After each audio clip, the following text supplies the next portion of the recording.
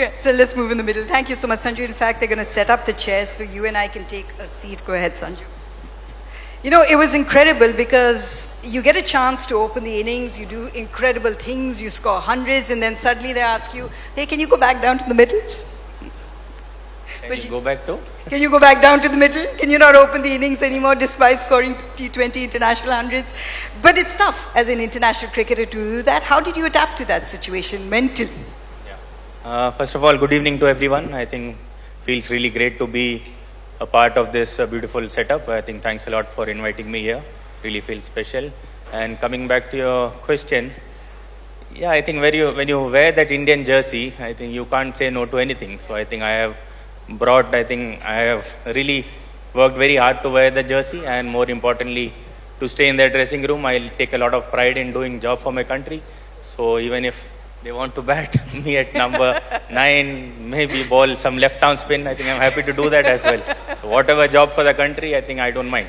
I think that's beautifully said, actually, because, you know, Sanju's laughing and saying, but it can be hard. It can be hard to be on the sidelines. We've known of Sanju Samson for years. You know, you've got spots of opportunity and then you wait by the sidelines. Mentally, how have you made yourself resilient to those sort of situations? Yes, I think I just recently completed 10 years of international cricket. But I only played 40 games in those 10 years. But honestly, I put in a post saying the numbers don't tell you the whole story. But I'm really proud the person I am today. I'm really proud of the challenges which I went through as a person. I started off my journey when I was 19. I was picked for my country, and still now I am playing for that. And definitely I think you grow as a person, you grow as a player, and you learn a lot about your own self. So instead of focusing on the outside noise, I started a habit of focusing on my internal noise. So I wanted to work a lot. Is there a lot of internal noise? Sorry? Is there a lot of internal noise? Because you're a shant person. Definitely. When you are an Indian cricketer, you are going through a lot of internal noise. So I kept on working inward. I kept on focusing on my game, my character, my attitude. And when time came, I think by God's blessing, I went down and smashed 3 centuries in 5 innings. So what all can I wait for? So I'm very happy that happened, and very happy and very grateful for whatever I've received. I continue to win trophies. I love the way he threw that in. In fact, you know what? I'm going to invite Varun Chakravarti and Shreyas Iyer back on stage to join us to have a conversation. The three of us, another segment of bat and chat between these 3 extraordinary cricketers. We'll start with something a little differently. I mean, as you know, that India's just come back and, you know, they won a title. So I want to show you guys something. So I'm going to chain your attention to the screen. In fact, Varun, I've heard that you carry the ball around quite a bit. It's like usually in your pocket. Hopefully you've just left it there for this. But these days you're carrying a cup around, like you're even sleeping with that cup near your bedside? Exhibit A. So yeah, as everyone was waiting for the cup, even I was waiting for the cup, and the only cup next to me was that coffee cup. So fair enough. I like the humor that we've taken it in. In fact, Sanju has not been spared in this situation as well. Could we have the next picture, please? Because I think this, in years to come, is going to become a very, very iconic. I think I'm blocking Sanju. No, you can see him sitting right there. I mean, this entire, yeah, go ahead. This entire experience of, well, celebrating a trophy lift without a trophy. Yeah, it was a bit strange, but we actually have a very positive environment in our dressing room. Even if we don't have anything, we have to celebrate that we have everything in our hands. So actually, so I think that's what we did. So, I mean, who was the one that started this? Because you've actually put a very, very positive spin on it. You've taken it in great stride, great humor, to actually walk out there, copy Rohit a little bit in terms of what Surya did, and, you know, lifted the trophy. And it felt like that for us. We felt like we could enjoy that celebration. yeah, it was actually Arshadip's idea, which it was just on the spot. We were actually waiting for being given the trophy, but yeah, as you know how it turned out. Yeah. But I mean, it's not the trophies that matter. It's titles, it's legacy, it's moments like that. And I think no one knows it better maybe than Shreyas, because as we just mentioned previously, having the kind of success that you've had in franchise cricket. We haven't really dived into how challenging it is to go from franchise to franchise, but two completely different franchises. When you walked into Punjab Kings, that's a franchise that had been waiting a very, very long time to garner that sort of success, to garner that sort of fan base, to have uncapped players who were kind of leading the charge for you. That took something special from your captaincy. Yes, absolutely. And when I saw those youngsters for the first time, I was kind of mesmerized with an array of shots they possessed, especially on the first day of practice sessions. I just told myself, wow, I've got amazing bunch of players over here. And apart from that, I feel the management is fantastic. I think every individual present in the team, all of them, they had a vision of winning the title. And basically, our tagline also said that bas jeetna hai. So, when such mindsets are around you, you kind of head into one direction, and the amalgamation actually works tremendously well. So, I was honored to be part of the team, and to lead it alongside Ricky was a fantastic experience. I'll have to understand how the three of you adapt or adopt to pressure, really. So, Sanju, let's go back to that final. You're walking in at 20 for 3, was it? It's going through your head. What are some of the conversations, all those 10 years of playing international cricket or being part of the Indian team? In that moment, what do you take with you? I think that's when the experience came in. I think I have also led an IPL side for 5 years, so I kind of know what I don't want as a fielding captain. I think that's when I think myself and Tilak wanted to build a partnership and wanted to just rotate strikes and play some cricketing shots. And once we started doing that, I think we were on track actually. So that's what the situation demanded, and that's what we actually tried to do.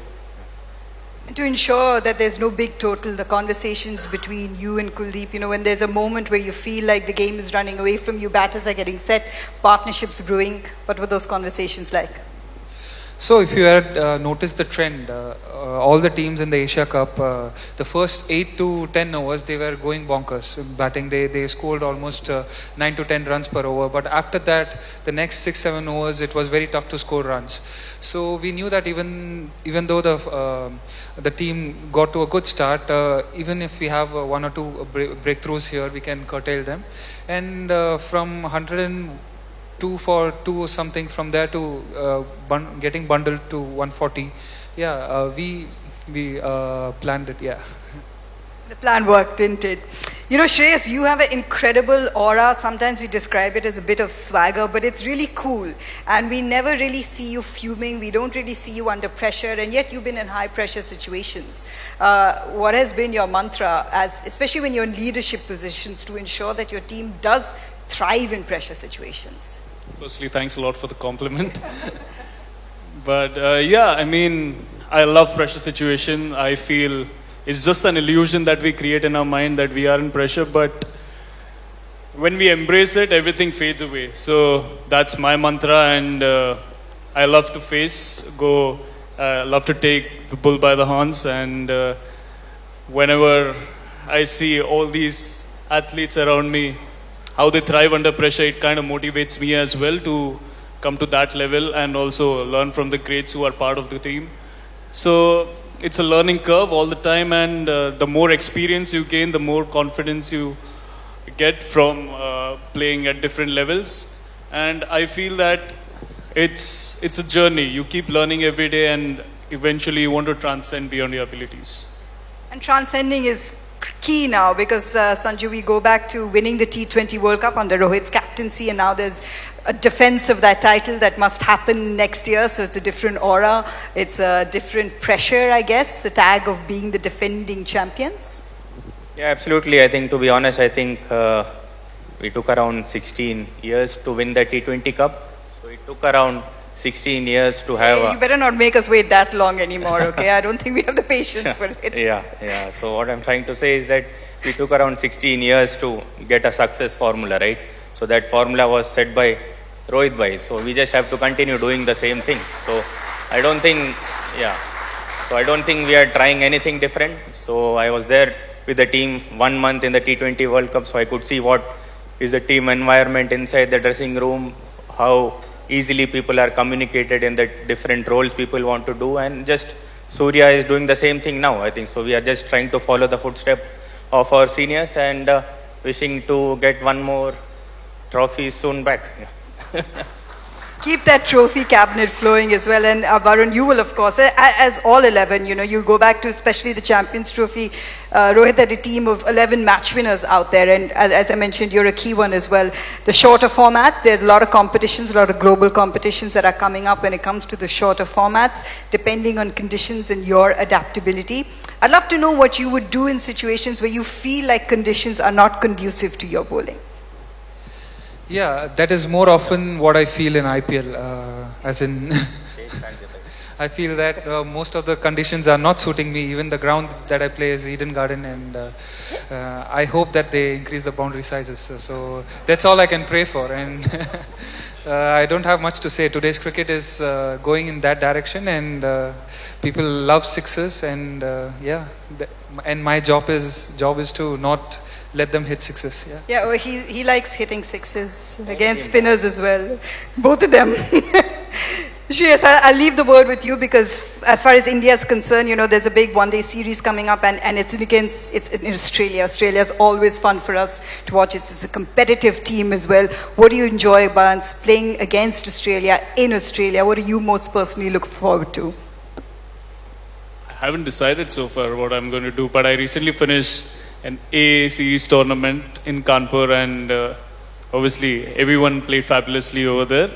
But down under, obviously, there is going to be pressure, but at the same time, I love challenges, and they are going to come hard against us because they are playing with a top-notch team as well, and they've been performing tremendously. They just came out of New Zealand; they won the series over there, so they would be on immense confidence. So, yeah, looking forward for this opportunity and see to it that we seize the match and the series.